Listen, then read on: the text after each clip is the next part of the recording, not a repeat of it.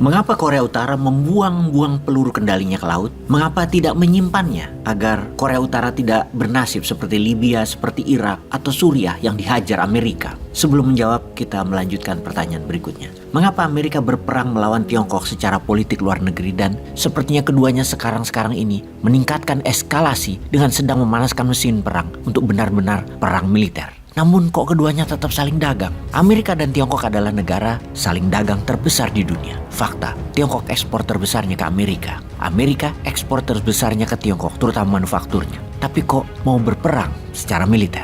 Dalam hal hegemoni atau kekuasaan, nampaknya Tiongkok berambisi untuk menaklukkan Amerika dan membuktikan dirinya Tiongkok adalah pusat dunia, pengendali dunia. Keduanya, Amerika dan Tiongkok, saat ini berperang dalam hal kebijakan luar negerinya. Semua apa yang Amerika pro, pasti Tiongkok sebaliknya. Keduanya juga terus membangun aliansi politik luar negeri dengan banyak negara lainnya. Juga aliansi perdagangan dengan banyak negara lainnya. Semua itu bertujuan untuk saling menguasai dan saling mengendalikan dunia. Amerika punya lawan tangguh, Soviet, dalam Perang Dingin sejak Perang Dunia Kedua hingga tahun 1991. Namun, belum pernah mendapat lawan tangguh seperti saat ini dengan Tiongkok. Amerika hampir disusul di semua lini, teknologi, pasar, manufaktur, pengaruh politik di banyak negara. Tipis-tipis saat ini, Tiongkok dan Amerika. Tiongkok selalu menentang Amerika dimanapun kebijakan luar negerinya. Tiongkok pro-Rusia, Amerika anti-Rusia. Tiongkok anti-India, Amerika pro-India. Tiongkok ambil minyak dari negara-negara non-OPEC dan sekarang OPEC sadar malah memihak dagang dengan Tiongkok. Amerika tidak bisa kendalikan lagi harga minyak dunia. Ketika pidato Xi Jinping dalam pelantikan jabatan ketiganya di tahun 2022 kemarin, Xi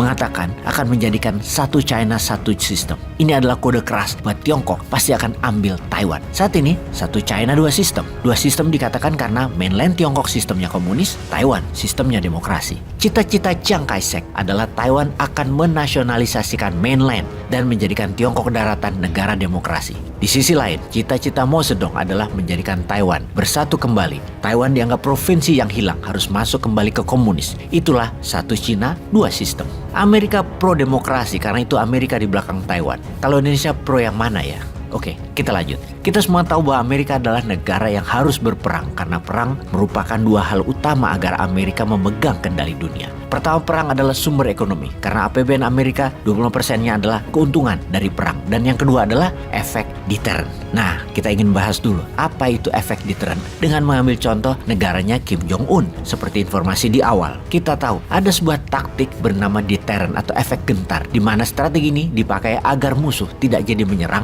atau agar musuh jadi takut pada kita. Strategi deterrent ini dikembangkan oleh diplomat dan mantan State Secretary atau Menteri Luar Negerinya Amerika Henry Kissinger, di mana dia mengatakan ada 3 faktor dalam deterrent faktor agar berfungsi. Pertama, dia punya kekuatan. Kedua, punya niatan untuk menggunakannya. Ketiga, negara yang menjadi target mereka mengetahui mereka memiliki 2 faktor pertama tersebut. Jika dari 3 faktor tadi ada satu saja tidak terpenuhi, maka strategi deterrent tidak akan berfungsi. Dan inilah yang dilakukan Korea Utara sekarang. 1, mereka punya nuklir. Mereka juga punya metode untuk menggunakannya. 2, Korea Utara juga memiliki niat untuk menggunakannya. Korea Utara beberapa kali menembakkan rudalnya dan mengatakan mereka bisa menyerang Amerika, menyerang Jepang dan Korea Selatan. Jadi, poin nomor 2 terpenuhi. Punya niat dan punya kemampuan. Mereka beberapa kali melakukan uji coba penembakan rudal peluru kendali ke berbagai wilayah, bahkan sampai melewati beberapa pulau milik Jepang, yang membuat Korea Utara memiliki efek penggentar atau memiliki efek deterrent sehingga